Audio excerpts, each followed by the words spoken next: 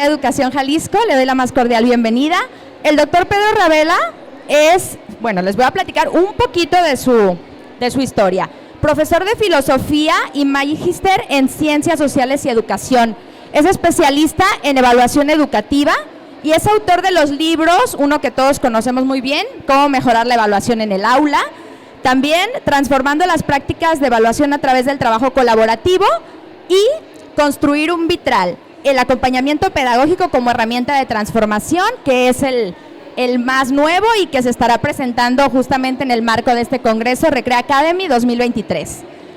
Les doy la bienvenida, esperemos estar con todas las ganas, la disposición y la permanencia para disfrutar de este taller que nos comparte el doctor el día de hoy. Bienvenido. Muy bien. Gracias. Bueno, me da mucho gusto estar aquí. Hice un viaje largo desde Montevideo. Es muy impresionante todo el movimiento y la actividad que tienen en este congreso. Y bueno, estuve el año pasado, así que ya es mi segunda vez aquí con ustedes en Guadalajara. Espero aportar algunas ideas prácticas sobre cómo hacer evaluación formativa en nuestro trabajo en el aula, ¿sí? En general, como que los grandes titulares estamos de acuerdo y todos decimos, bueno, sí necesitamos hacer evaluación formativa y dejar de poner tanto énfasis en la calificación, pero luego a la hora de hacerlo en el aula, en la práctica, no es tan sencillo como decirlo. Y no es sencillo sobre todo porque más allá de lo que digan los reglamentos y lo que diga el currículum, en realidad hay una cultura en la que vivimos, hay una tradición del sistema educativo de la que formamos parte que tiene una cantidad de supuestos que es muy difícil de modificar. Entonces, lo que voy a hacer en la presentación ahora es ayudar a pensar un poco sobre 5 modalidades o herramientas para hacer evaluación formativa. A ver.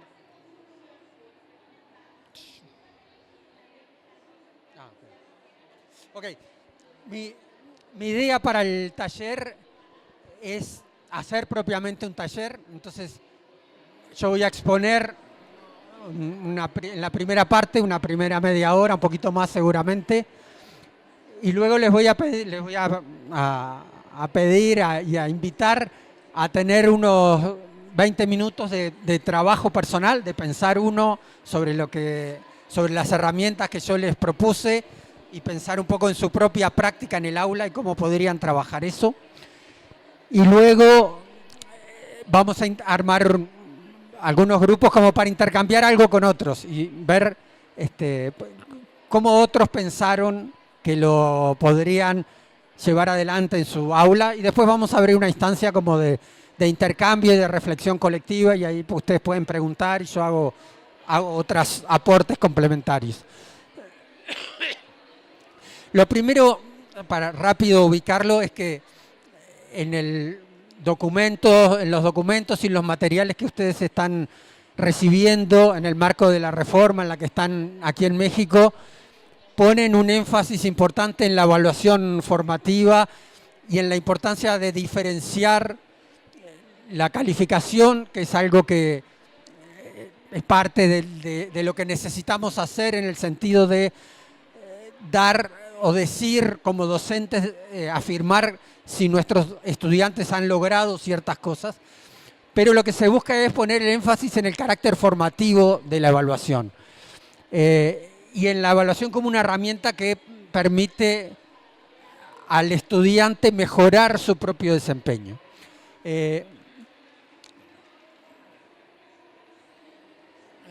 No anda mucho. Entonces, como les decía, el obstáculo principal para hacer evaluación formativa no está en el currículum, sino que está en las rutinas y en los modos de hacer las cosas que tenemos internalizados. Si ustedes se ponen a pensar, piensen, evoquen rápidamente cómo ustedes desarrollaron las maneras de evaluar que tienen actualmente en el aula.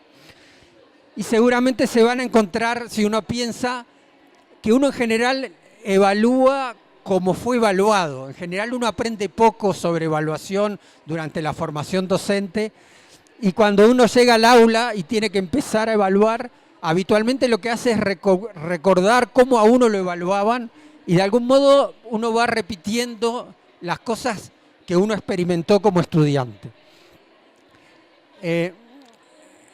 Entonces, si queremos modificar eso, necesitamos como empezar a pensar algunas cosas que damos por obvias y pensarlas de otra manera. Yo pongo aquí como algunos como principios básicos que necesitamos revisar. Uno es de que la evaluación es algo que hace el docente. Eso como que está instalado y en los papás, en los estudiantes, en nosotros mismos. La evaluación es algo principalmente que hacemos los docentes, pero que además tiene un carácter externo. Como está vinculada a la calificación, se supone que la evaluación pretende generar la obligación del estudiante por hacer las cosas. Cuando hablamos de evaluación formativa, necesitamos pensar más la evaluación como algo que hace el propio estudiante, que hacen los estudiantes, y además como algo que tiene como base la motivación del alumno. Si el alumno no quiere aprender, es muy difícil hacer evaluación formativa. Y eso nos pone un problema, un desafío, que es el de cómo generamos esa motivación y ese entusiasmo de los estudiantes por lo que les vamos a proponer. El camino más corto muchas veces es, en lugar de generar motivación interna, recurrimos a la calificación como un modo de forzar a los estudiantes a aprender. Entonces, ese es un primer cambio. Una segunda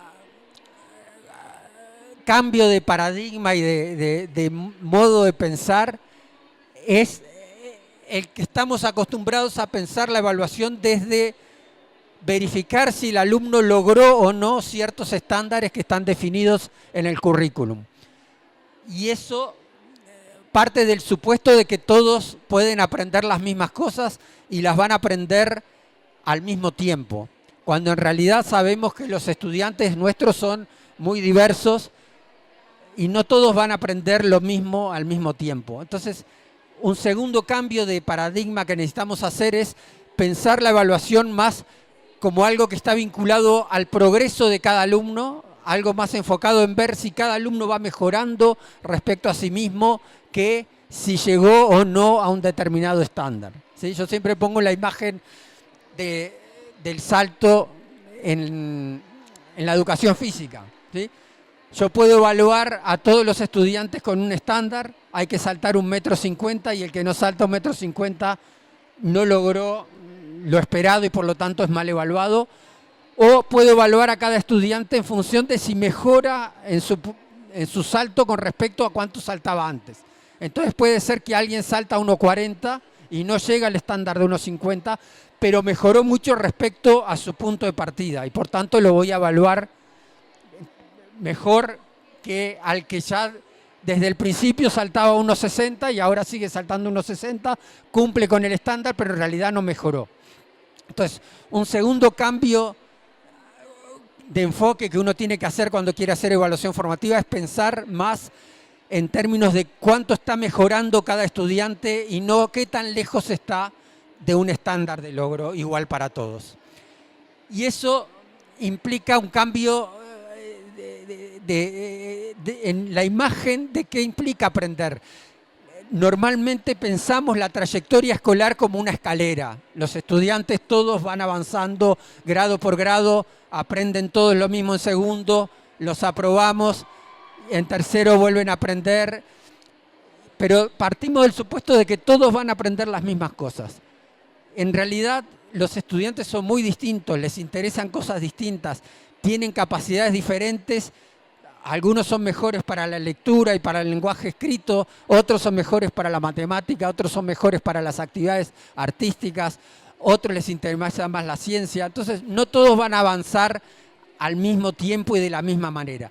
Entonces necesitamos pensar más la trayectoria escolar como un laberinto, no como una escalera que está predefinida y que todos van a seguir al mismo ritmo de la misma manera, sino más bien como un laberinto que cada uno va a ir recorriendo a distintos ritmos, ¿sí? La evaluación muchas veces está pensada desde la perspectiva de que todos van a aprender lo mismo al mismo tiempo. Otro cambio que necesitamos hacer en las ideas que tenemos incorporadas y naturalizadas es que siempre solemos pensar la evaluación como algo que ocurre en un instante, en un determinado momento, en un momento de prueba o de evaluación, y que lo que ocurre ahí en general no se puede mejorar. La evaluación es como una pistola con una sola bala, la gastamos allí y después ya no hay nada para hacer. En realidad necesitamos desde un enfoque de evaluación formativa pensar más la evaluación como múltiples oportunidades, no como algo que ocurre en un momento, sino como algo que va ocurriendo a lo largo del tiempo en que el estudiante va mostrando su aprendizaje de distintas maneras a través de distintas actividades. Por eso esto de pensar como múltiples oportunidades para mejorar. Luego, solemos, cuando nos dicen evaluar, en general pensamos en que tenemos que dar un juicio de valor, ¿sí? Pensamos la palabra evaluación está vinculada con el término valorar, valoración, y entonces solemos poner mucho énfasis en decirle al estudiante si está bien o está mal lo que hizo, si nos parece que es bueno, regular o malo. Pero eso vuelve a colocar el foco en el docente. Nosotros somos los que definimos lo que está bien y lo que está mal, y el alumno vive la evaluación de manera pasiva. Viene y nos muestra su trabajo, nos pregunta si está bien, si está mal, qué tiene que hacer. Necesitamos pensar más la evaluación como retroalimentación reflexiva, como algo que lo ayuda al estudiante a pensar sobre lo que está haciendo y sobre lo que está logrando. Yo siempre digo, la evaluación en educación debería parecerse más a la evaluación que hace un entrenador y no a la que hace un jurado. El jurado me da un puntaje y me dice si está bien, regular o mal. El entrenador me ayuda a darme cuenta de cómo lo estoy haciendo y qué necesito modificar para mejorar. Entonces, hacer evaluación formativa implica dedicarse menos a valorar y a juzgar el trabajo del alumno y enfocarse más en ayudarlo a darse cuenta de lo que está logrando y de cómo puede ir mejorando. Y por último, que ya está dicho, necesitamos salir de la idea de que el que evalúa es el docente, el único, el que tiene la última palabra, y necesitamos recurrir mucho más a los estudiantes como evaluadores, no en el sentido de que se califiquen unos a otros, porque ese es un error que a veces cometemos, como tenemos tan internalizado la pauta cultural de que la evaluación es calificación. Cuando decimos vamos a hacer evaluación entre pares, les pedimos que se califiquen entre ellos. En realidad, los estudiantes pueden ser muy buenos evaluadores entre pares desde la perspectiva esta de la retroalimentación, de decirle al otro lo que veo en su trabajo, lo que me parece bueno, lo que se me ocurre que puede mejorar, y muchas veces en ese sentido los estudiantes lo hacen mejor que nosotros porque entienden mejor las dificultades que tiene un compañero o el tipo de cosas que no está entendiendo. Entonces, esta es como mi punto de partida, perdón.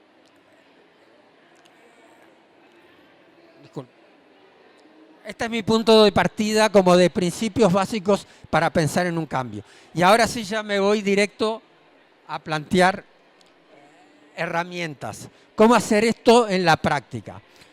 Entonces, una primera herramienta que quiero compartir y que ustedes piensen si les podría resultar de utilidad en su trabajo es hacer una discusión y un análisis cualitativo de producciones hechas por los alumnos. Esta estrategia sirve cuando los estudiantes los estamos evaluando a través de una producción de ellos. Cuando les pedimos que escriban un cuento o que hagan un informe de ciencias o que hagan una obra, por ejemplo, una pintura, un dibujo, una obra de expresión artística, que compongan una pieza musical. O sea, esta estrategia sirve cuando los estudiantes elaboran un producto. Entonces, lo que hacemos habitualmente es, o sea, la lógica natural nos lleva a decir, bueno, los estudiantes hacen una producción, el docente la revisa y les pone comentarios o números o juicios de valor. En esta estrategia lo que hacemos es elegir 4 producciones de las que hicieron los alumnos o producciones similares que nosotros tengamos de cursos anteriores, elegir 4 que sean ejemplos de un trabajo excelente, de un trabajo muy bueno, de un trabajo aceptable y de un trabajo insuficiente. Insisto, esos trabajos pueden ser 4 cuentos, o 4 informes, o 4 dibujos, o 4 piezas musicales hechas por alumnos. Entonces, elijo 4 que estén claramente, representen eso, lo que es excelente, lo que está muy bien, lo que está ahí aceptable y lo que es insuficiente. Y lo que se hace es organizar a los estudiantes en equipos y darles las 4 producciones, sin decirles nada y sin uno corregir nada. Simplemente uno les da los 4 ejemplos y lo que les pide a los alumnos en el equipo es que los revisen, que los lean, que los miren y que los ordenen de 1 a 4. Que digan, pongan en primer lugar con 1 el que les parezca que es el mejor, con 2 el que les parezca que está muy bien, con 3 el siguiente, con 4 el siguiente. Que los ordenen de 1 a 4, el mejor para el 1, el 4 para el que ellos vean que está peor. Y después que los ordenan, en el equipo tienen que explicar por qué los ordenaron de esa manera. Se tienen que poner de acuerdo y tienen que discutir por qué los ordenaron así. ¿En qué cosas se fijaron? ¿Por qué dicen que este es el número 1 y por qué dicen que este es el número 4? Y luego, en general lo que ocurre con esto es, primero, que los grupos los ordenan bien, porque los estudiantes se dan cuenta de cuándo un cuento está bien escrito y cuándo no, etc. Sobre todo porque uno los elige de manera de que sean claramente diferentes, ¿no? Entonces, todos los ordenan igual, pero en general se fijan en cosas distintas. Algunos alumnos se fijan en una cosa, otros en otra, etc. Y luego uno hace una discusión con todo el grupo, donde cada equipo... No está funcionando. ¿Sí? A ver, ahí. Ok. Entonces, la discusión con todo el grupo, en el fondo, es una discusión de criterios de evaluación de ese producto. Se discute con todos los estudiantes en qué se fijó cada equipo y allí se acuerda, allí uno como docente obviamente puede intervenir, hacer notar cosas que tal vez son importantes y no aparecen, si no se dan cuenta, y se llega a conformar una lista de criterios para evaluar esa producción. Pero más allá de lo importante no es la lista en sí, sino el hecho de que los alumnos se dan cuenta, aprendan a lo que algunos autores llaman el olfato para las buenas producciones, aprendan a desarrollar sus criterios de calidad. Y luego lo que uno hace al final de este proceso es darle la oportunidad a que cada alumno mejore lo que presentó inicialmente, a partir de la discusión que hay con todos sobre los criterios y qué es un buen cuento o qué es un buen informe y cuál es uno pobre. Allí se arma, se le da a cada estudiante la oportunidad de volver a hacer y mejorar su producción. Entonces, esta es una primera estrategia donde ven que el papel del docente no es el de juzgar y corregir, sino que lo que uno hace es ayudar a que los estudiantes piensen y se den cuenta de qué es un buen trabajo y piensen sobre su propio trabajo y tengan la oportunidad de mejorarlo. Entonces, esta es una primera estrategia para hacer evaluación formativa. Una segunda estrategia es usar una buena lista de criterios. En lo que acabo de proponer en la primera estrategia, en el fondo implica escribir criterios, pueden salir de ahí, pero no siempre uno va a hacer todo ese trabajo. Entonces, Otra modo, otra estrategia para hacer evaluación formativa es construir uno como docente una serie de criterios. Pero no es fácil hacer buenos criterios. Aquí pongo varios ejemplos. A veces solamente decimos lo que vamos a observar, pero en realidad no formulamos un criterio. Por ejemplo, decimos pronunciación y entonación o presentación del tema. Y en realidad eso como criterios son pobres. Me dicen algo en lo que voy a mirar, pero no me dicen mucho sobre qué es lo que se espera.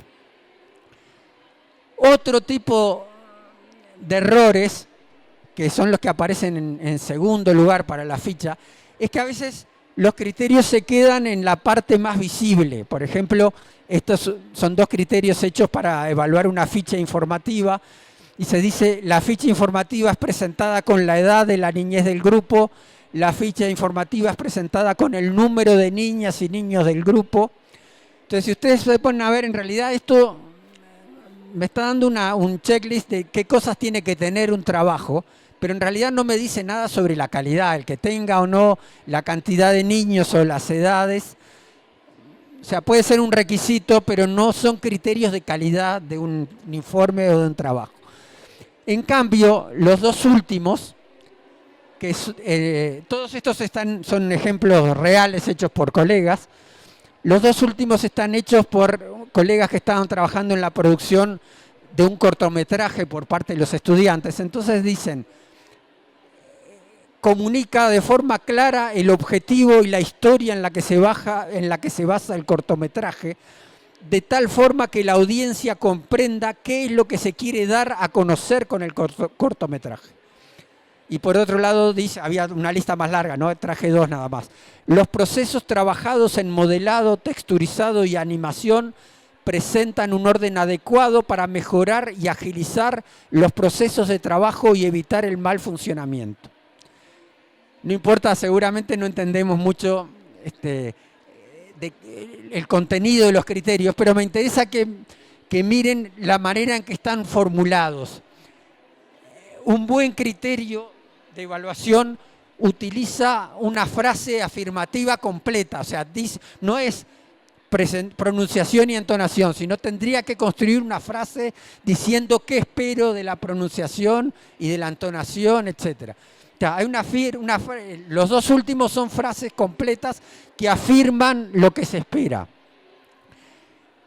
Lo segundo es que muestran cosas que uno puede ver, pero a la vez que tienen un componente cualitativo, no se quedan solo en lo visible, sino que me dan una idea de la calidad de lo que estoy intentando hacer. Comunica de forma clara el objetivo y la historia del cortometraje, etc. A través de verbos me indica lo que espero que el estudiante haga, acciones. Y por último, un buen criterio me habla sobre los efectos que tiene que tener ese producto. Vieron que aquí dice, de tal forma que la audiencia comprenda qué es lo que se quiere dar a conocer con el cortometraje. O sea, un buen criterio también tiene que expresar qué es lo que espero que genere el cuento, el informe, lo que sea que el estudiante está elaborando. Entonces, esto para decir, formular buenos criterios no es algo esotérico, pero tampoco es sencillo. A veces lo hacemos muy rápido y no resultan lo suficientemente claros y relevantes. Si tenemos buenos criterios,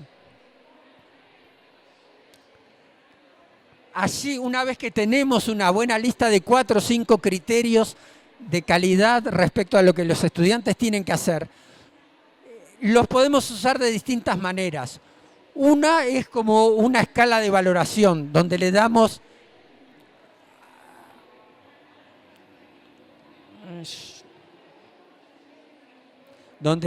al... Esto...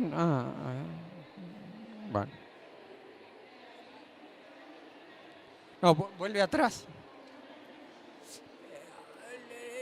Le damos a los estudiantes una tablilla así, con los criterios, y les pedimos que valoren lo que están observando del compañero como malo o muy bueno, 1, 2, 3, 4, 5, y que digan por qué les parece, por qué lo valoran de esa manera.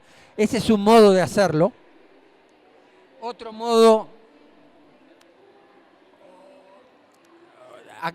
eso mismo se los pongo aquí en un... ¿Cómo? ¿Volver? Vuelve un minuto atrás. Igual, después la presentación yo la puedo dejar con los colegas aquí de Recrea para que la tengan. Avanza. Este que tienen delante es un ejemplo concreto de esta estrategia aplicada a la evaluación del trabajo en equipos. ¿Cuál es el contexto de esta herramienta que tienen en la pantalla?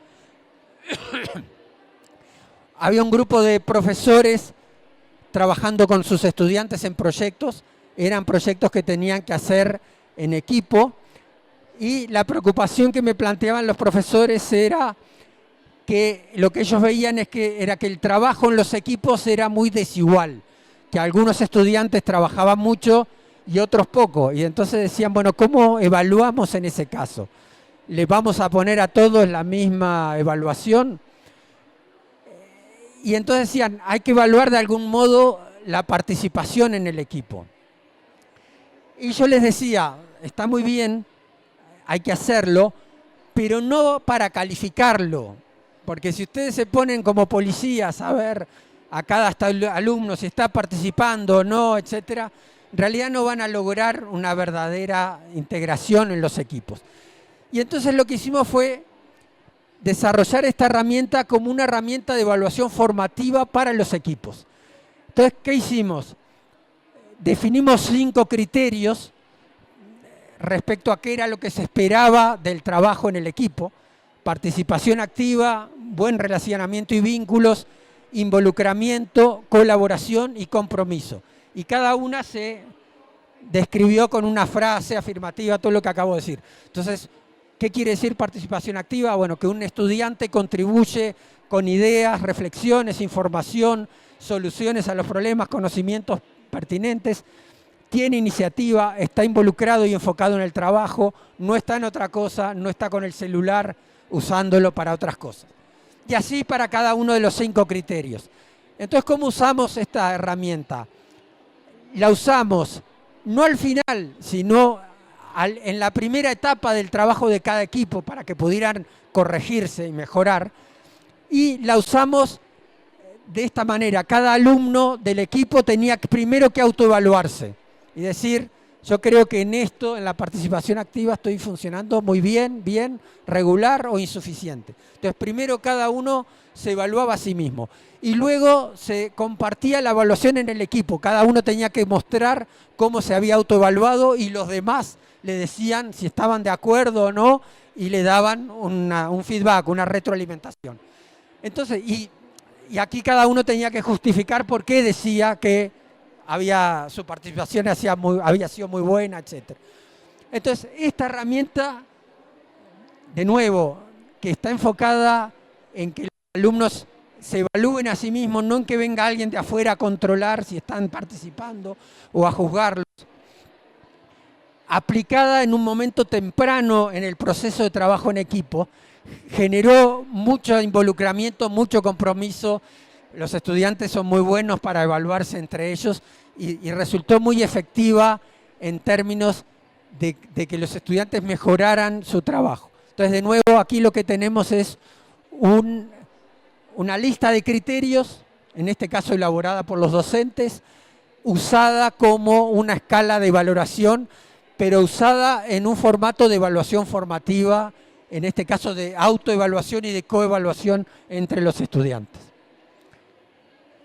Y así, sí, como hay otro modo de hacerlo, es esto, darle los criterios y que cada alumno diga si cree que lo que está dicho en ese criterio lo logró completamente o lo logró parcialmente o no lo logró y explicar por qué. Entonces, todo esto que estoy diciendo es parte de la segunda estrategia. Son todas maneras de usar una buena lista de criterios para que los estudiantes revisen su propio trabajo o se evalúen entre ellos. Ok. La tercera estrategia que quiero compartir, que en realidad la voy a mostrar con dos ejemplos, son propuestas de trabajo elaboradas por docentes, ¿sí? Donde la lógica es, en lugar de uno presentar el contenido y luego evaluar, lo que hace es usar herramientas de evaluación convencionales, digamos, tradicionales, exámenes parciales, pero usarlas de una manera formativa. Entonces, en este primer ejemplo voy a poner dos. Juan Pablo, que es un profesor de matemática, lo que hizo fue organizar grupos de 3 alumnos y a cada grupo se le da ejercicios del tipo de ejercicios que van a encontrar en las pruebas parciales y en los exámenes. Entonces, el grupo tiene que resolver el problema y justificar el resultado, ¿sí? Y luego,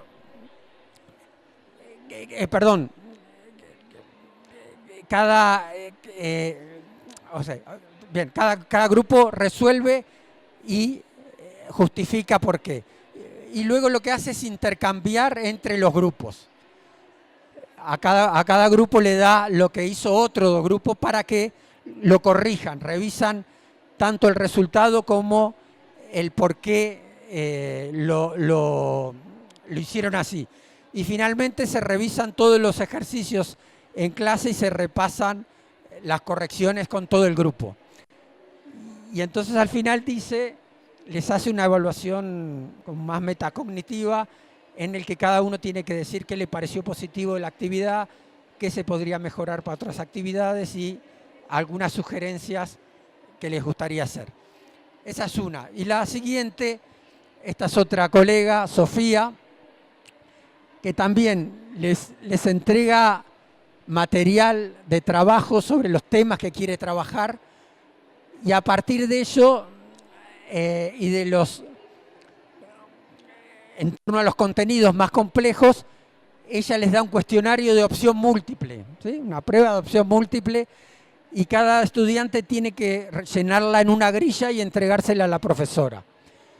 Y luego el docente Sofía, mirando las respuestas de los alumnos, organiza equipos donde combina alumnos que respondieron bien con alumnos que tuvieron más dificultades y lo que tienen que hacer es volver a responder la prueba, pero ahora en forma colectiva y tienen que ponerse de acuerdo todos en un modo de responderla. Y obviamente tienen que discutir y ponerse de acuerdo y eso implica que discutan los que lo resolvieron bien de una manera, los que lo resolvieron mal. En realidad los estudiantes no saben quiénes resolvieron mal y quiénes resolvieron bien. Y a partir de ahí se hace un trabajo de todos los equipos. Y la profe dice, tal es el carácter formativo de esta herramienta que da muy buenos resultados para trabajar una temática desde cero. Funciona como herramienta para incorporar conocimiento, dando seguridad a los estudiantes en el manejo de los contenidos. Generalmente se observa una importante mejora en los resultados cuando pasan de la etapa individual a la grupal casi sin intervención del docente. Entonces, en esta tercera estrategia lo que quiero mostrar es que uno puede utilizar las pruebas convencionales que utiliza habitualmente, porque así cada uno trabaja según su materia y según cómo puede. No siempre uno puede trabajar con producciones de los alumnos o con proyectos, con trabajo. Entonces, si uno, por distintos motivos, quiere utilizar pruebas, exámenes, ejercicios o pruebas de múltiple opción, también las puede utilizar de manera formativa. La clave, como ven, es que no es que el alumno hace la prueba y el estudiante el profesor corrige, sino que lo que se hace es hacer que los alumnos interactúen en torno a la prueba. En cuarto lugar,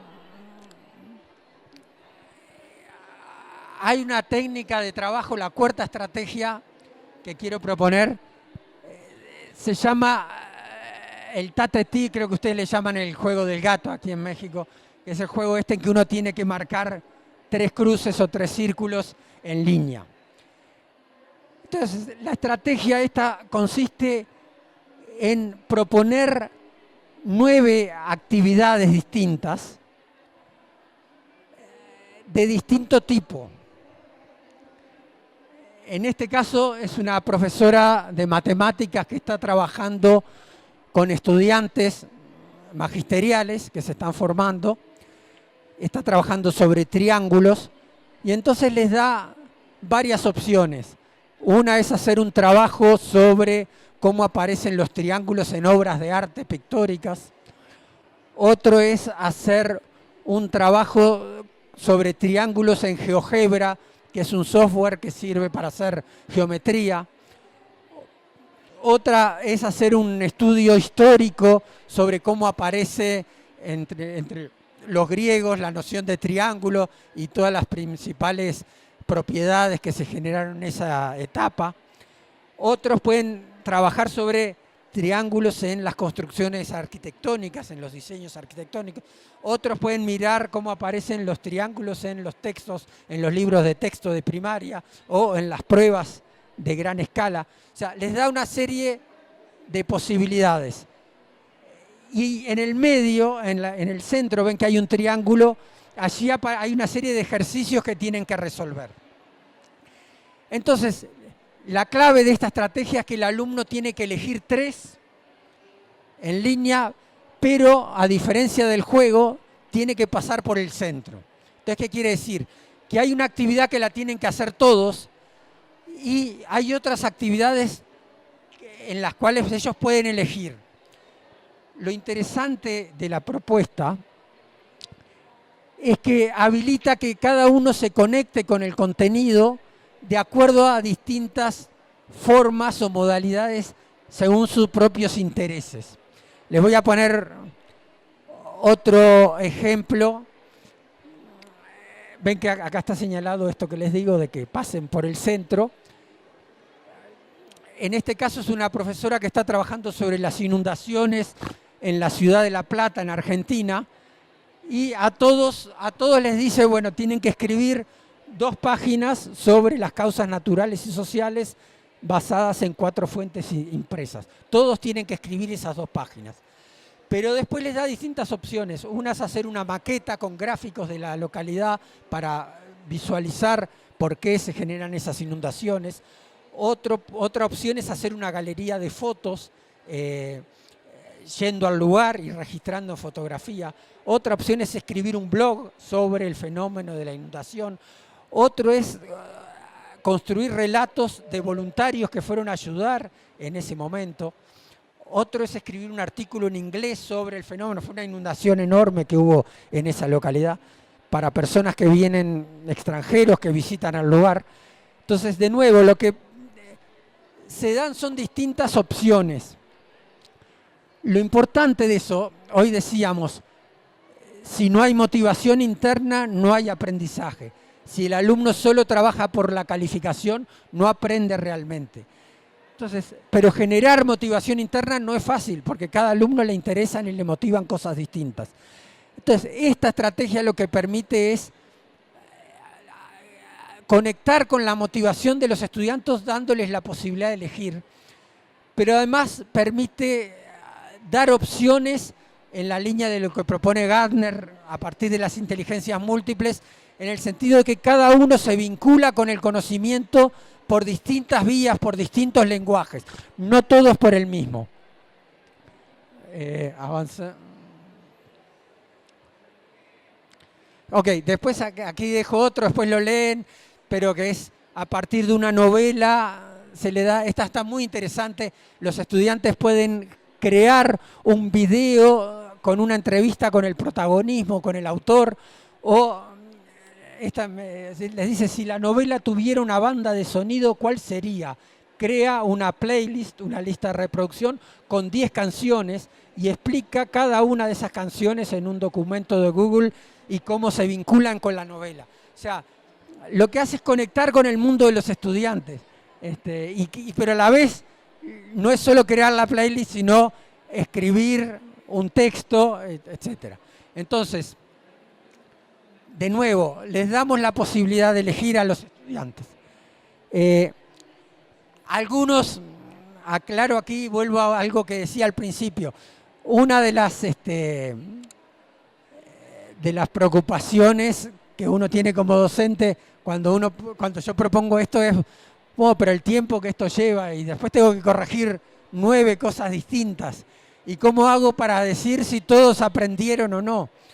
Entonces aquí de nuevo, el problema es que tenemos el hábito de pensar que la evaluación significa que nosotros tenemos que corregir todo y que además todos los alumnos tienen que aprender lo mismo. En realidad, si eliminamos esos supuestos y los cambiamos por otro, la tarea no es tan complicada. Primero porque podemos generar evaluación entre pares, que los estudiantes miren, expongan lo que hicieron, expliquen la lista de reproducción que hicieron o muestren la investigación que hicieron sobre el triángulo en la arquitectura y los demás le den devolución, no es algo que uno tenga que corregir. Y lo segundo es que no necesariamente todos van a aprender lo mismo. Claro, si partimos de la base de que todos tienen que aprender las mismas cosas, esto vuelve atrás. Esto es una locura. Pero si parto de la base de que lo que importa no es que todos aprendan lo mismo, sino que lo más importante es que todos estén motivados y que todos aprendan algo y se entusiasmen con algo, aunque no sea lo mismo que el otro. Entonces, esta estrategia funciona mucho. Cuarta. Ok, y la última es el trabajo con rúbricas. Hacer una buena rúbrica no es fácil, a veces hacemos rúbricas malas. Cuando uno logra una buena rúbrica, es una muy buena herramienta para motivar y para que los estudiantes puedan ir dándole seguimiento a su trabajo. Esta rúbrica es de una colega, Paula, de Bonis. Ella tiene un proyecto de trabajo a lo largo del año en que los estudiantes tienen que hacer un trabajo práctico en torno a una empresa y conocer cómo funciona, etcétera, etcétera. Y lo que ella hace es, desde el comienzo, les da una rúbrica para esos informes. Los estudiantes lo conocen desde el comienzo. Es una rúbrica que tiene 3 niveles. Poco logrado, logrado, muy logrado. Entonces, la clave de una buena rúbrica es que les dé pistas concretas de cuándo el trabajo está bien. Entonces aquí les dice, el trabajo está poco logrado si se desarrollaron la mayoría de los temas del informe, parcial o final, pero no todos, si se detectaron varias inconsistencias o contradicciones en la información, si se incluyen cuadros y gráficos sin citar fuentes. Y en cambio, el trabajo está muy bien logrado si todos los temas del informe fueron desarrollados, se agregaron temas adicionales y pertinentes, no se detectaron inconsistencias o contradicciones en la información, todos los cuadros y gráficos citan las fuentes de información. Y así utilizan, no las voy a leer todas, el valor de investigación del trabajo, avanza, la creatividad en el análisis de la información, y el valor de las conclusiones en la entrega final. Entonces dice, por ejemplo, las conclusiones están incompletas, son poco elaboradas y mal justificadas. Las conclusiones están completas, son elaboradas, contienen argumentos novedosos, adecuados y bien justificados.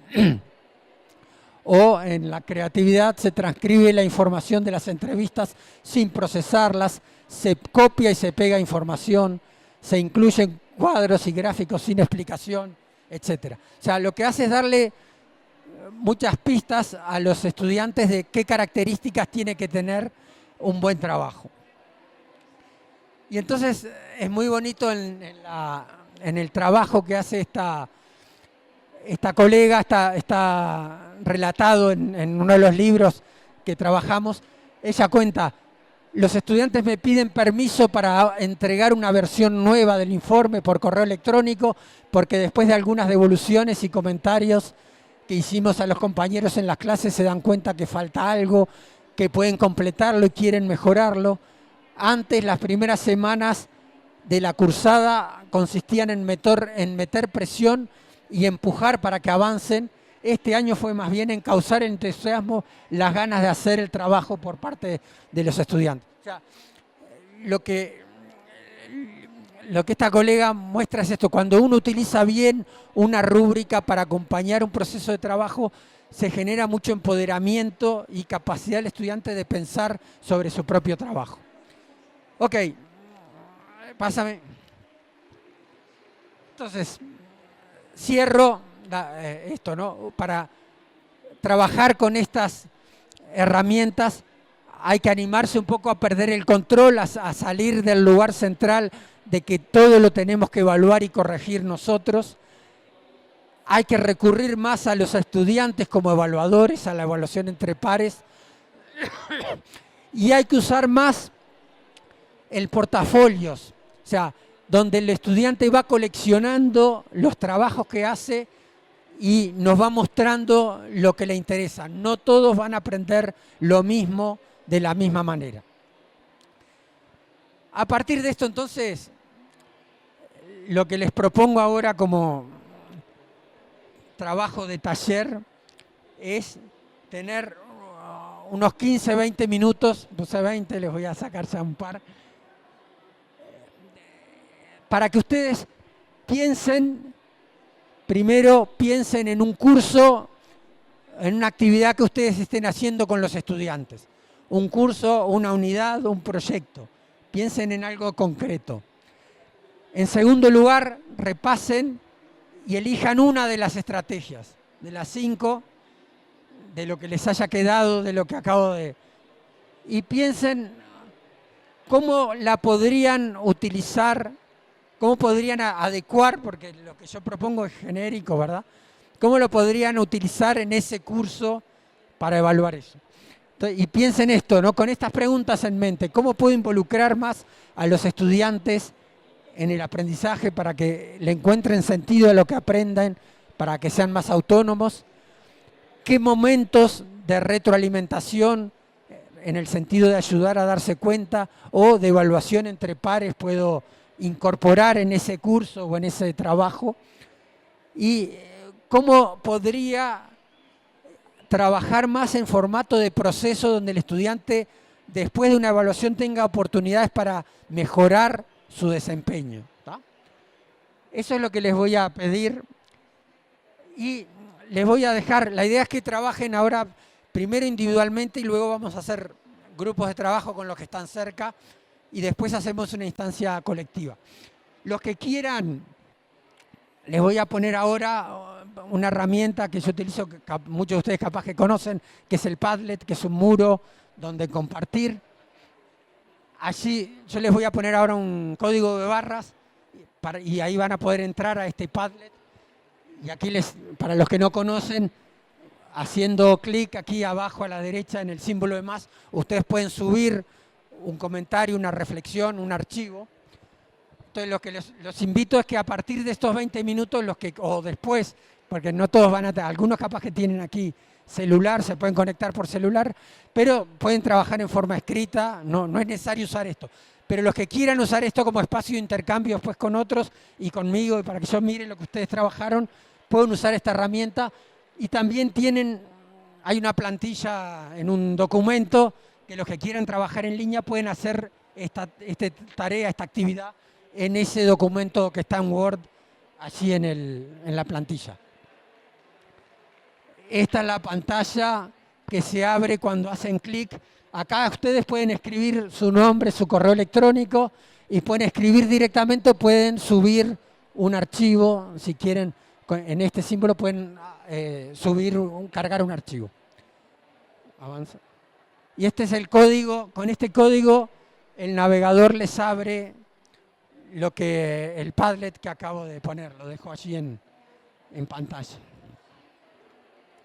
Ok, entonces vamos a tener 15 minutos a partir de ahora para que trabajen individualmente, piensen, pueden hacerlo en el celular, en papel, y luego yo, cuando se cumpla el tiempo, pasamos a armar un pequeño espacio para compartir con 2 o 3 colegas que tienen al lado y luego volvemos a tener un intercambio general.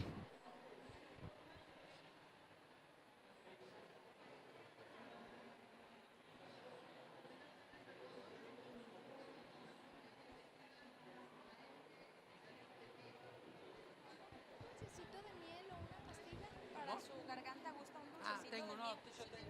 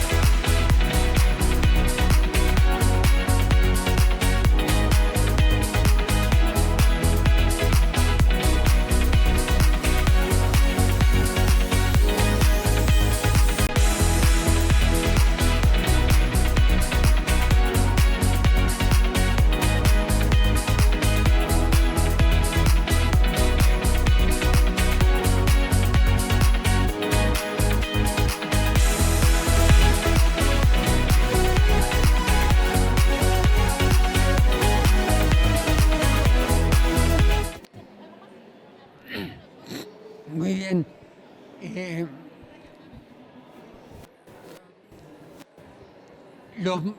los maestros siempre planifican de alguna manera o de otra, entonces es muy importante tomar como punto de partida lo que ellos vienen haciendo.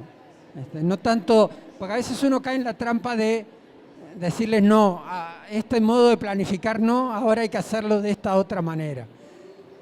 Pero como decía recién la colega, eso termina en que es algo impuesto y el maestro lo hace para cumplir con el ATP, pero no. Entonces, la primera estrategia que yo les propuse, la de tomar 4 trabajos y que ellos, no así, no en el sentido de tomar esto está bien y esto está mal, pero sí en el sentido de, yo partiría siempre de decir, a ver, 3, 4 colegas que se animen a compartir el modo en que hacen su planeación y los demás le vamos a hacer una devolución de qué cosas nos parecen interesantes, qué preguntas les haríamos, qué sugerencias, capaz que no ponerse en plan de qué está bien y qué está mal, pero sí en plan de hacerle preguntas a la planificación del otro o resaltar cosas que me gustan de lo que el otro planificó o hacerle sugerencias. Yo intentaría, probaría esto o mejoraría esto o esto que tú pones no me resulta claro, pero o sea, lo mismo que decimos para los alumnos lo tenemos que hacer los directivos y los supervisores con los maestros. Es decir, no ir en que nosotros somos los que decimos lo que está bien y lo que está mal y lo que hay que hacer, sino que más bien nos ponemos con ellos a pensar juntos, partiendo de lo que los maestros vienen haciendo, y ellos mismos, cuando tienen la oportunidad en un ambiente relajado, digamos, es un proceso, no es fácil, no es que de un día para otro ocurra, porque a veces los maestros están muy acostumbrados a cosas muy formales y a que cada uno presenta y nadie puede decirle nada al otro y como que cada uno respeta al otro. O sea, hay que ir creando una cultura de intercambio, de animarse a comentar, de animarse a preguntarle al otro y de a poco de ir aprendiendo de los otros. Entonces, creo que por ahí lo que se me ocurre a partir de lo que tú decías. ¿Alguien más que quiera así compartir reflexiones o preguntas o inquietudes?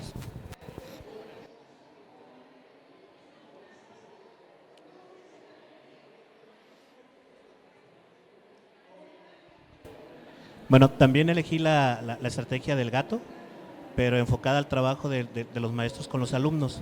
La temática es el Día de Muertos y me agradó esta estrategia porque diversifica las producciones, o como quiere la nueva escuela mexicana que se llame los entregables, por así decirlos, para llevar a cabo la evaluación, pero sobre todo permitirle a los alumnos que ellos mismos elijan la forma en cómo quieren ser evaluados al finalizar la cuestión de los proyectos. Y esta estrategia del juego del gato también ayuda a trabajar con la cuestión de los proyectos integradores y llevar a cabo los 4 campos formativos, porque se pueden elegir 2 producciones de cada campo o de cada metodología. Por ejemplo, yo coloqué en el centro el llevar elementos para colocar en el altar del Día de Muertos. Puede ser a través de una lista para que todos los alumnos lleven un objeto o alguna situación que se pueda colocar en la ofrenda. A través del aprendizaje basado en problemas comunitarios, elegí la producción escribir sobre la tradición del Día de Muertos. Y también otra que tiene que ver con aprendizaje basado en proyectos comunitarios, el crear calaveras literarias a través de composiciones propias de los alumnos. Luego me pasé a aprendizaje basado en problemas, que tiene que ver una exposición sobre que respondan cómo preservar la tradición del Día de Muertos. En la misma metodología, argumentos a favor y en contra, Halloween versus Día de Muertos. Nos pasamos a STEAM, esqueleto con movimientos, que se mueva solo, y otra, construir calaveras y catrines con papel, pero que se iluminen, que prendan, que se iluminen, ¿no? Nos pasamos a aprendizaje servicio, y uno sería ser guía turístico para el recorrido con los niños más pequeños, esto es para sexto grado, lo estoy pensando para sexto grado, llevar a los niños de primero y segundo y explicarles a través del recorrido, recreando ser como guías para los niños más chiquitos. Y por último, también aprendizaje-servicio, ayudar a montar el día el altar de muertos. Eso serían las estrategias. Muy bien, muy interesante. Ya se me empiezan a ocurrir otras cosas a partir de escucharlo a él. Por ejemplo, se me ocurría, se le puede pedir a los niños que entrevisten a adultos mayores sobre la experiencia de haber perdido seres queridos y de cómo los recuerdan ese día. O sea, y hacer entrevistas. O sea, hay una cantidad de cosas que se pueden hacer y que, como tú bien dices, lo importante es que cada uno encuentre algo que lo conecte con el tema. Lo cual no quiere decir que uno no intente que todos, o sea, porque aquí hay un riesgo que me interesa poner sobre la mesa. Parte de la misión de la escuela es que todos los niños aprendan a leer, aprendan a escribir, lo hagan cada vez mejor. Entonces, no es que uno deje de lado eso. Entonces, tal vez, o sea, lo importante es que el alumno que elige hacer esta caravera móvil y generar el movimiento, tal vez después pedirle que escriba algo sobre cómo lo hizo. O sea, lo que quiero decir es que no hay que perder de vista que hay ciertos aprendizajes que queremos que todos los logren. Pero lo interesante de la estrategia es que permite que cada uno se conecte con el tema de distintas maneras. Después que uno establece una conexión, es mucho más fácil para el niño ponerse a escribir sobre lo que hizo que si uno le pide en abstracto que escriba sobre el Día de Muertos y puntos. Entonces, me pareció muy interesante todo lo que se te ocurrió en este rato tan breve. Muchas gracias. ¿Alguien más? Allá, acá.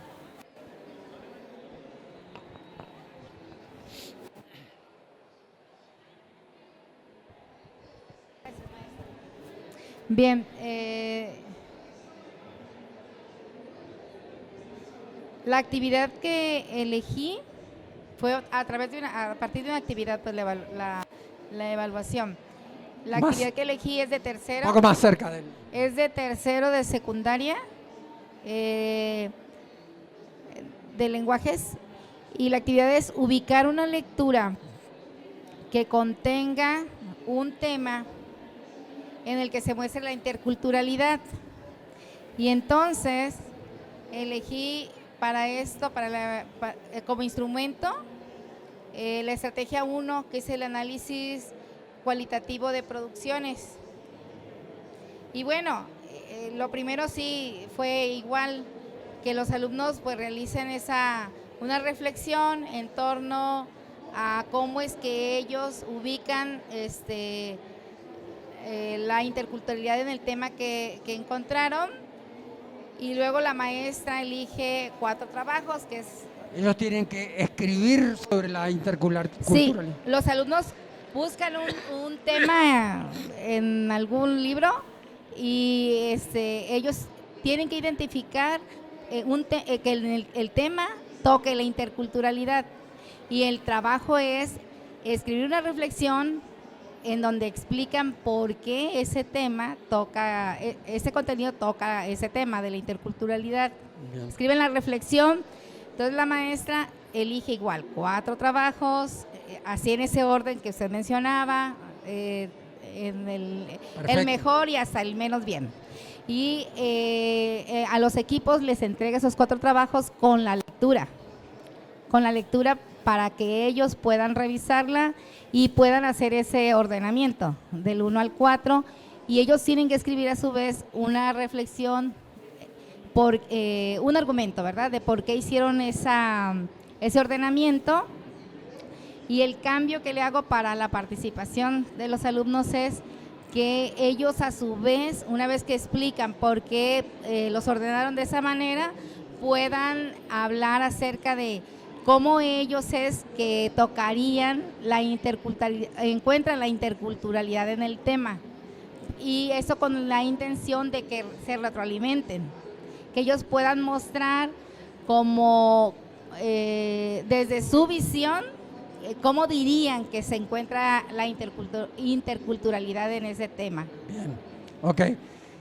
Un aporte a partir de lo que compartió la colega. Es muy importante en este tipo de consignas, cuando uno le pide una producción a los estudiantes, tratar de pensar a quiénes les podría servir, para quiénes podrían ellos escribir. En este caso, interculturalidad, puede ocurrir que los estudiantes estén ya motivados con el tema, pero uno corre el riesgo de que lo vean como un tema que tienen que hacer para el maestro, porque el maestro lo pide, y le escribo al maestro para demostrarle que estoy aprendiendo. Entonces, algo que ayuda, que habría que aprender en el caso este, es pensar para qué audiencia podrían estar escribiendo los alumnos. Por ejemplo, uno puede decir, imaginémonos que vamos a enviar una carta al periódico sobre la importancia de la interculturalidad. O uno podría tomar algún problema vinculado con la falta de comprensión entre culturas o de conflictos interculturales, tomarlo como disparador. ¿Me explico? O escribir algo que pudiera interesarle a las familias. O pensar también en otros lenguajes, por ejemplo, hacer una narración en cómic sobre un conflicto intercultural. O sea, lo que quiero decir es que es muy importante pensar producciones que a los alumnos los enganchen y los motiven, porque muchas veces tendemos como a generarle la obligación al alumno de escribir algo para nosotros, pero que en realidad él no es una comunicación. Así como cuando enseñamos lectura y escritura en la escuela, decimos, es muy importante que el alumno escriba para alguien, con un destinatario. Bueno, ese principio deberíamos aplicarlo a todas las tareas que le pedimos a los alumnos, aunque sea en forma simulada, pero eso lo dejo como reflexión. ¿Alguien más que quiera compartir? Hay dos. Buenas tardes. Antes que nada, muchísimas gracias, maestro Pedro, por apoyarnos en nuestro quehacer de enseñar, y hemos aprendido en este instante. Yo en particular he aprendido mucho. Esas 5 estrategias me parecen fabulosas, que yo he estado un poquito, le estaba comentando a la maestra que un poquito traté de llegar a la primera estrategia sobre la selección yo trabajé las fases de la luna y el jardín el sol de mi jardín, de proyectos escolares, que ahí viene, y yo tomé eso de interesarlos en ese proyecto por los eclipses que hubo la semana pasada. Entonces ahí, una de las preguntas generadoras fue si alguno de sus abuelitos o alguien tiene algún antecedente de un eclipse. Se interesaron mucho, me sentí muy a gusto, y eso fue lo que yo realmente esperé. Proyecto, eso lo anduve buscando, que también viene algo sobre proyectos y la luna, cómo interfiere el sol y los eclipses, por el eclipse que se presentó la semana pasada. Entonces se interesaron mucho, y aparte que investigaron con sus abuelitos los eclipses que habían los abuelitos observado anteriormente. Redactaron ellos lo que habían dicho en su casa, hicieron actividades que me parecieron fabulosas por el mismo interés del proyecto que estaba en pie y que se genera otro a partir de abril. Entonces, más o menos me acerqué a la primera estrategia que usted mencionó en las 5, de selección de un trabajo, y de que ellos, ¿por qué seleccionaban esos trabajos? ¿En qué se habían fijado? Ya me expusieron por qué. ¿Y por qué no seleccionaste este otro? Es que le faltó color. Entonces quiere decir que hay que apurarse los demás, ¿verdad? El que le falta color, hay que ponerle más color. Y ¿por qué te gustó? Tiene mucho color y tiene muchas letras. Bueno, también en las letras que tenga, pero también influye en que también tiene que tener otra cosa, como que se te ocurre. No, pues lo que dice del sol y lo que dice del eclipse. Ándale, entonces todas esas actividades le hicieron falta. Pero me sentí muy satisfecha en llevar a cabo ese proyecto, que lo elegí por el mismo interés del eclipse. Muy Y bien. ahorita hablando de sus estrategias, pues me parecen fabulosas, que las voy a llevar a cabo. Muchísimas gracias por lo que nos aportan. Muchas gracias. Después, el archivo de la presentación lo voy a colgar allí en el Padlet ese y lo pueden descargar. Ahora cuando terminemos lo pongo ahí, así les queda a mano a todos.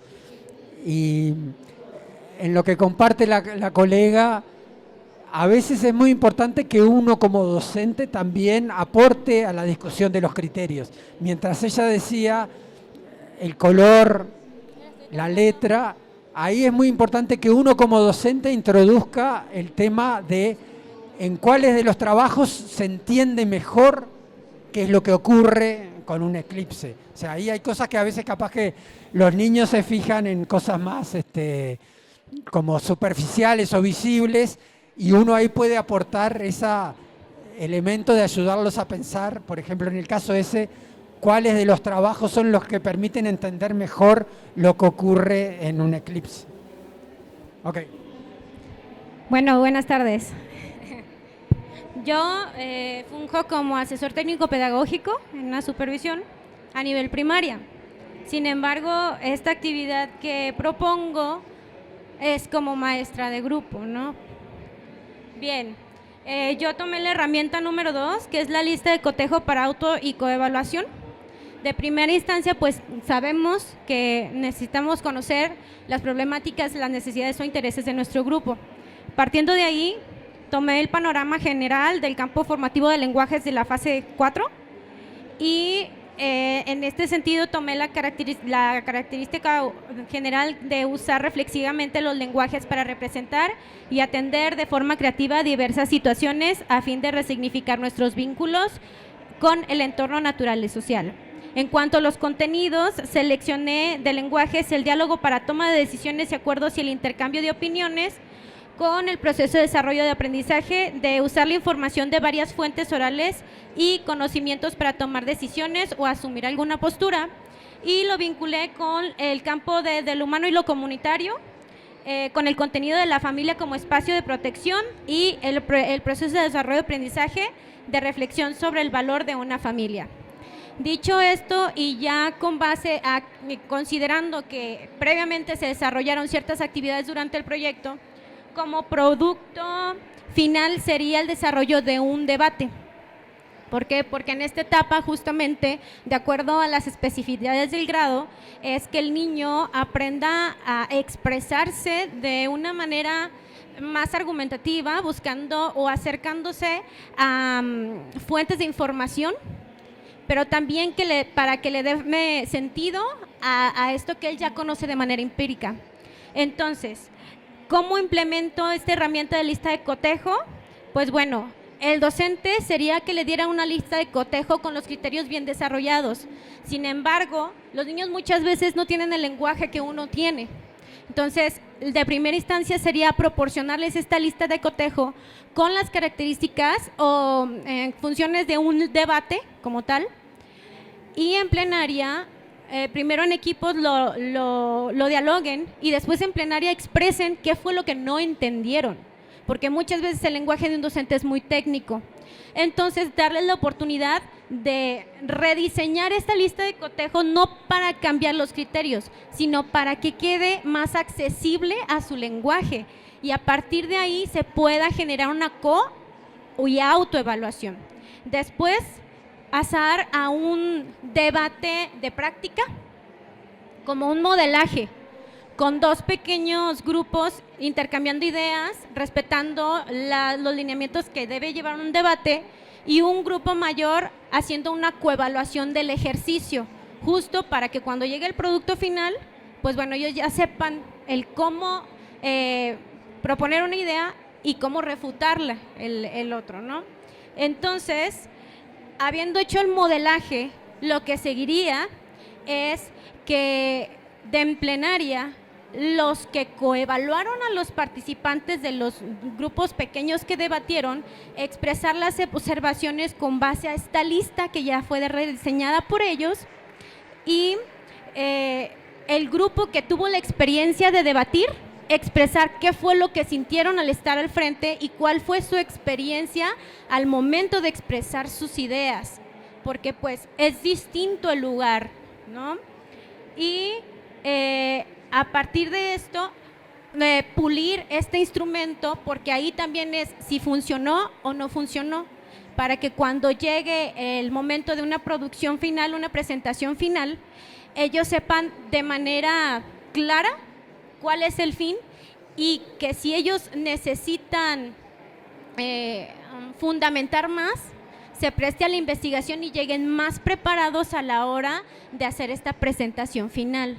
Se valdría de sus conocimientos empíricos, y ellos mismos en este ensayo se darán cuenta que necesitan saber para poder dar argumentos más fuertes, ¿no? Entonces, básicamente sería eso. Me llamó mucho la atención porque no todas las producciones sabemos que son escritas o son entregables como tal. También hay producciones que se hacen de esta manera, de manera oral, y también es importante considerarlo. Entonces, por eso me fui por estos contenidos. Pues muchas gracias por su atención. Okay. Perfecto. Dos reflexiones tomo. Primero, esto último, es útil siempre distinguir o tener en cuenta que a veces evaluamos producciones y a veces evaluamos desempeños, que es lo último que tú decías. Y el desempeño hay que evaluarlo en el momento que ocurre, a no ser que uno lo registre con video, pero está bien, o sea, una argumentación, un debate es un desempeño que hay que evaluarlo en el momento. Lo otro que me parece muy importante es esto de el encuentro de lenguajes, o sea, de que parte de nuestra, o sea, de que los criterios no los podemos expresar en términos técnicos, docentes, los podemos escribir para nosotros y para los colegas en esos términos, pero después necesitamos acercar ese lenguaje al de los alumnos y a su vez ir enriqueciendo el lenguaje de los alumnos para que vayan incorporando palabras técnicas a su propia visión, cultura, pero es importante tener en cuenta eso de que uno tiene que generar ese encuentro y ir aterrizando nuestro lenguaje e ir enriqueciendo el lenguaje de ellos, pero partiendo del modo en que ellos tienen para expresar las cosas. Bien, muy bien. No sé si alguien más quiere intervenir, estamos ya en hora. Bueno, de mi parte, agradecerles la atención. Dejo, acá pasa una más. Ah, no. Okay. No, ahí tienen mi correo electrónico, es mi nombre y mi apellido, @gmail.com. Y a los que pusieron cosas ahí en el Padlet, después en algún momento, capaz que en el viaje de regreso, me siento a mirar y les hago alguna devolución. Y les dejo el PowerPoint, lo coloco ahí en el Padlet. Muchas gracias. Al contrario, doctor, gracias a usted. Bueno, pues yo creo que hablo de parte de todos, que ha sido un placer, un privilegio escucharlo el día de hoy. Y me toca a mí agradecerle pues de parte de toda la Secretaría de Educación Jalisco, que le hace llegar esta constancia, a la cual voy a dar lectura. La Secretaría de Educación del Estado de Jalisco agradece su colaboración en el Congreso Recrea Academy 2023 como tallerista y extiende la siguiente constancia al doctor Pedro Ravela el día 23 y 24 de octubre. Por aquí va a seguir teniendo participaciones, así que no se lo pierdan. Firmado por nuestro secretario de Educación, el maestro Juan Carlos Flores Miramontes. Un aplauso, por favor.